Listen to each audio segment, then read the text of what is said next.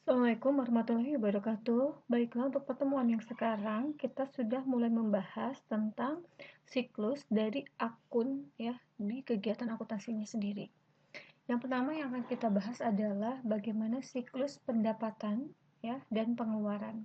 Pendapatan itu selalu dikaitkan dengan siklus kebalikannya ya, yaitu pengeluaran. Oke, baiklah, yang pertama kita akan melihat bagaimana sih gambaran umum siklus pendapatannya sendiri. Ini merupakan diagram siklus pendapatan. Contohnya ya, pertama dia melalui pelanggan gitu ya, kemudian departemen produksi, pegawai gudang, dan bank, dan sistem yang terkomputerisasi. Dan sini ada departemen penjualan ya, karena siklus pendapatan sendiri berhubungan dengan penjualan ya, dengan sales. Pelanggan memesan barang, menerima barang, dan membayar barang. Nah, di sini kegiatan yang diterima atau yang dihadapi oleh pelanggannya sendiri. Sedangkan departemen produksi, ketika pendapatan penjualan, dia akan update data barang, apakah barangnya tersedia untuk dijual atau tidak. Sedangkan bagian gudang, pegawai gudangnya sendiri, dia memeriksa ketersediaan barang, ya. Dan ini berkaitan sih bagian gudang dengan bagian produksi. Nah, bank itu akan melakukan update data rekening perusahaan pelanggannya sendiri ataupun perusahaan. Dan sistem terkomputerisasi dia akan mencatat ya jurnal catatan kredit pelanggan, update data pesanan pelanggan, mencetak data pesanan pelanggan. Nah, di sini departemen penjualan yang banyak melakukan kegiatan. Pertama, dia menerima order dari pelanggan.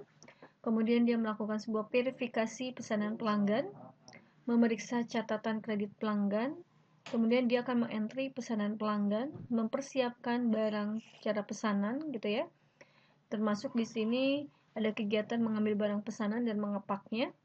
Kemudian dia akan memverifikasi ya, memverifikasi barang pesanan dan mengirimkan barang pesanan.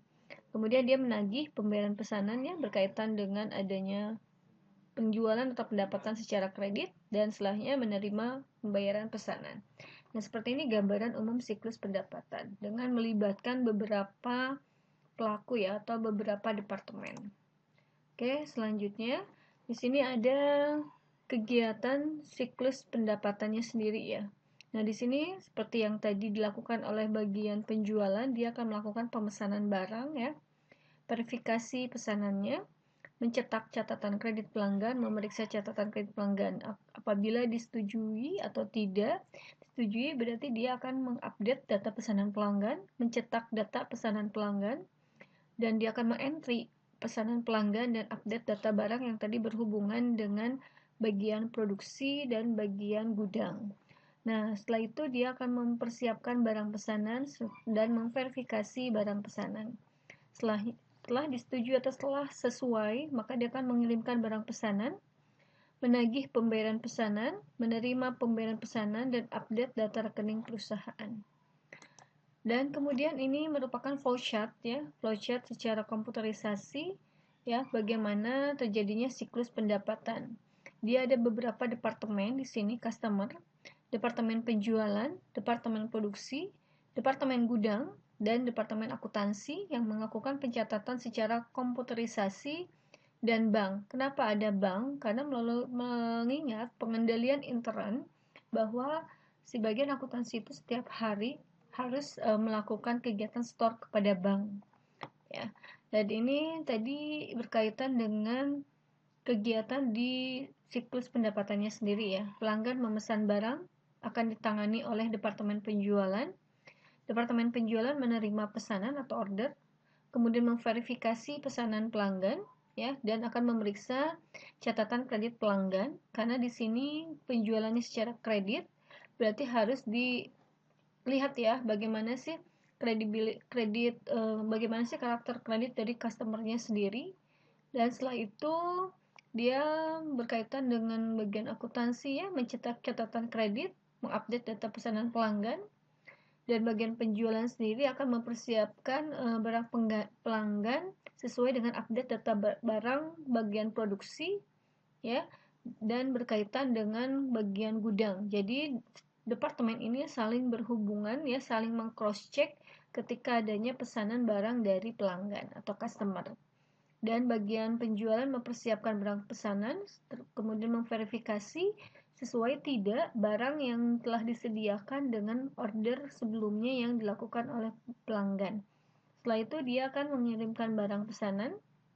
Ya, kalau pelanggan berarti akan menerima, dan bagian penjualan akan menagih.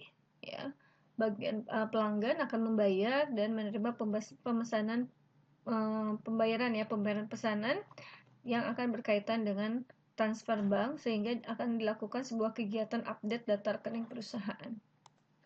Nah, dalam ilmu akuntansi, pendapatan dibagi menjadi dua ya. Ada pendapatan operasional dan ada pendapatan non-operasional. Dalam siklus pendapatan, contoh yang digunakan adalah pendapatan operasional. Pendapatan operasional itu yaitu pendapatan hasil usaha, seperti penjualan ya, penjualan secara intinya. Kalau pendapatan non operasional kan seperti pendapatan bunga, pendapatan dividen ya. Nah, di sini kita tidak bahas itu. Jadi yang kita bahas lebih esensinya terhadap pendapatan inti atau operasi, yaitu pendapatan penjualan yang diperoleh dari aktivitas operasi utama atau bidang utama yang dijalankan sebuah perusahaan. Nah, di sini ada proses bisnis siklus pendapatan yang kita bisa simpulkan tadi dari siklus, mau itu siklus kegiatan ya, siklus flowchartnya. Nah, di sini katanya siklus pendapatan seperti yang tadi sudah dijelaskan, dimulai dengan penerimaan pesanan penjualan dari customer atau pelanggan. Fungsi penerimaan penjualan melakukan proses entry pesanan penjualan atau namanya sales order entry yang dibuat berdasarkan permintaan dari para pelanggan. Nah, proses entry pesanan penjualan adalah mengambil pesanan dari pelanggan, memeriksa atau memverifikasi dan menyetujui permintaan pembayaran kredit dari pelanggan, kemudian akan memeriksa persediaan apakah barang yang akan dijualnya itu tersedia atau tidak.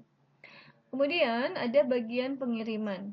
Aktivitas proses pengiriman, dia akan mengambil dan akan melakukan sebuah packing atau mengepak pesanan dan mengirim pesanan. Dalam siklus pendapatan, harus juga mempertimbangkan adanya kemungkinan terjadi sales return atau retur penjualan.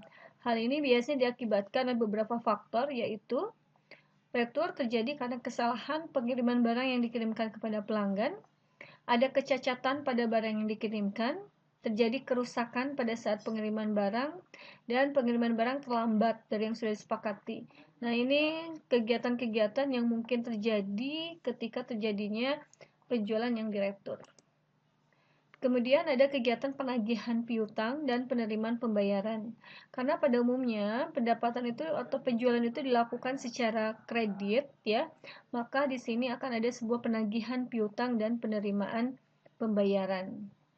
Oke, selanjutnya dokumen yang terkait dengan siklus pendapatan adalah salah satunya ada dokumen sales order atau pesanan, packing slip ya. Packing slip itu ketika kita pengiriman barang kan ada slip ya, slip penerimaan barang, dan ada bukti penagihan ya, bill of lading, dan ada bukti faktur. Faktur ini karena bukti inti ya, dokumen sumber ya, inti ketika adanya pendapatan secara kredit atau penjualan secara kredit. Maka di sini ada sales invoice atau faktur penjualan. Nah, ada sebuah internal check atau pengendalian dan ancaman-ancaman yang akan terjadi atau dimungkinkan terjadi dalam aktivitas siklus pendapatan. Pertama, pesanan pelanggan yang tidak lengkap atau tidak akurat. Kemudian penjualan kredit ke pelanggan yang catatan kreditnya buruk, dan ini merupakan risiko yang dihadapi oleh perusahaan ketika perusahaan melakukan penjualan secara kredit. Dan yang ketiga, kehabisan stok ya, kehabisan persediaan. Dan ada lagi kesalahan pengiriman ya, pencurian persediaan, dan kegagalan menagih piutang. Setelah itu ada kesalahan dalam penagihan, dan yang lebih berat adalah pencurian ya, pencurian secara disengaja, yaitu pencurian terhadap kasnya sendiri. Demikian siklus atas pendapatan. Apabila ada yang kurang dipahami, silakan untuk ditanyakan.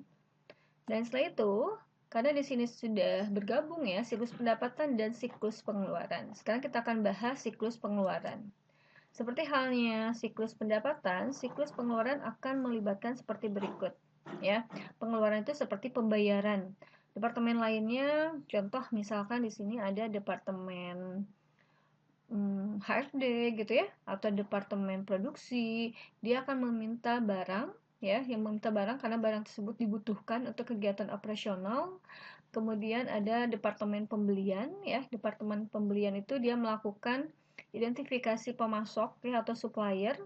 Kemudian dia akan mengidentifikasi kebutuhan barang yang dibutuhkan oleh sebuah departemen. Setelah itu dia akan melakukan sebuah order, ya, atau pembelian atau pemesanan, dan akan menerima barang nantinya. Setelah itu akan mengecek atau memverifikasi barang dan mengecek tagihan, karena di sini pengeluaran juga pada umumnya dilakukan secara kredit. Setelah itu membayar tagihan. Dan yang dilakukan oleh pemasok atau supplier, dia menerima pesanan barang dari perusahaan, kemudian dia akan mengirimkan pesanan barang, lalu akan mengirimkan tagihan pembayaran.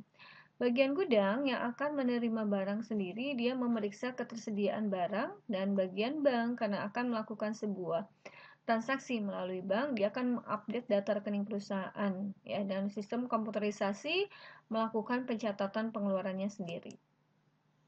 Di sini ada sebuah kegiatan yang tadi berhubungan dengan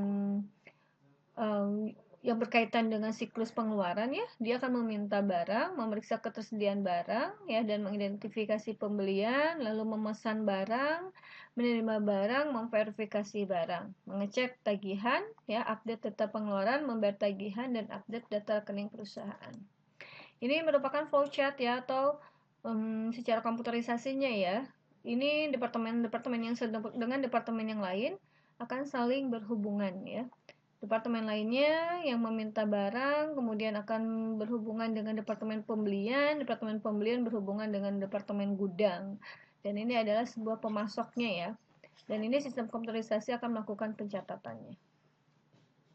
Oke. Nah, di sini proses bisnis siklus pengeluaran katanya pemesanan barang merupakan aktivitas pertama dalam siklus pengeluaran. Selain misalkan pengeluaran untuk beban-beban, ya, pengeluaran untuk pembelian selain barang dagangan. Keputusan penting yang dibuat dalam aktivitas pemesanan barang ini adalah untuk mengidentifikasi apa, kapan, dan berapa banyak yang harus dibeli. Termasuk juga mengidentifikasi dari pemasok mana barang akan dibeli.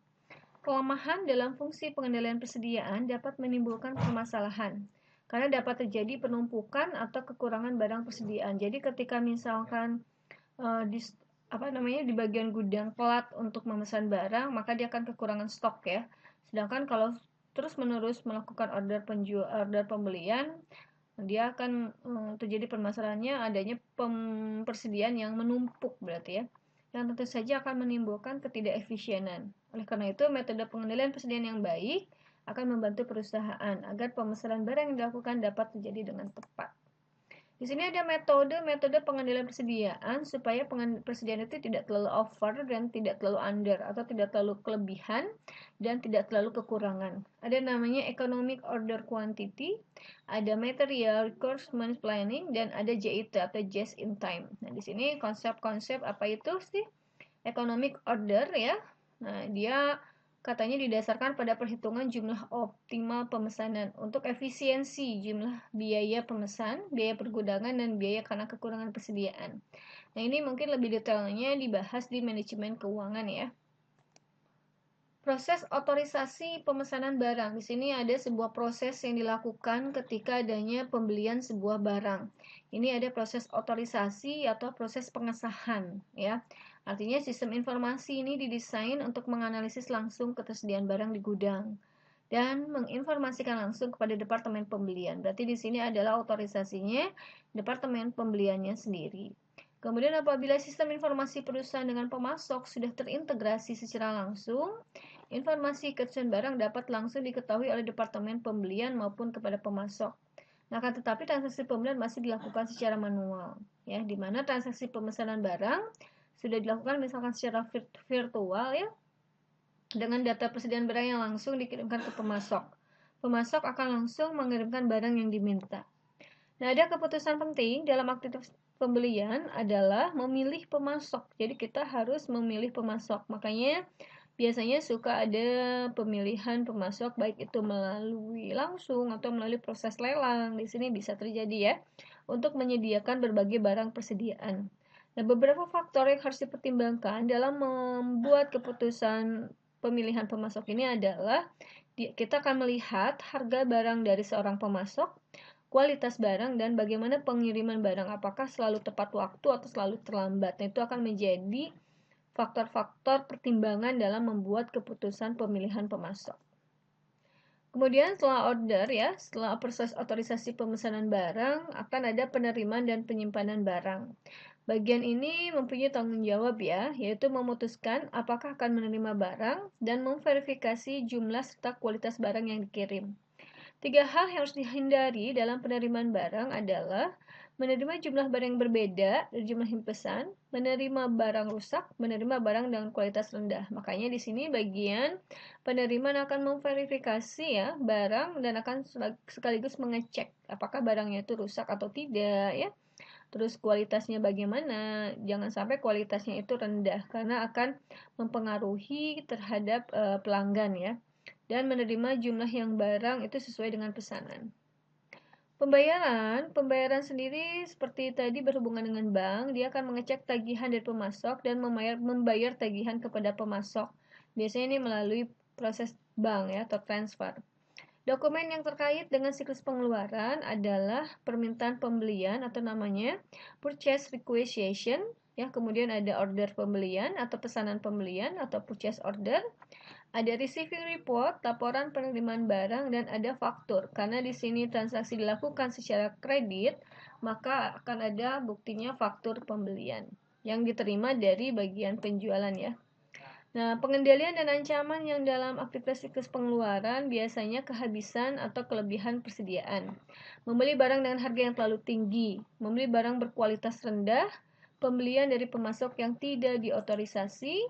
Ada sebuah kickback. Apa tuh kickback? Ya, artinya perusahaan harus melarang para petugas bagian pembelian untuk menerima hadiah dari pemasok yang ada. Menerima atau membayar barang yang tidak dipesan, kesalahan menghitung barang yang diterima. Kemudian adanya pencurian persediaan, ya, adanya kesalahan mencatat dan memasukkan data utang, dan adanya penyalahgunaan kas atau cek. Nah, demikian siklus tentang pengeluaran. Apabila ada yang kurang dipahami, silakan untuk ditanyakan. Terima kasih. Wassalamualaikum warahmatullahi wabarakatuh.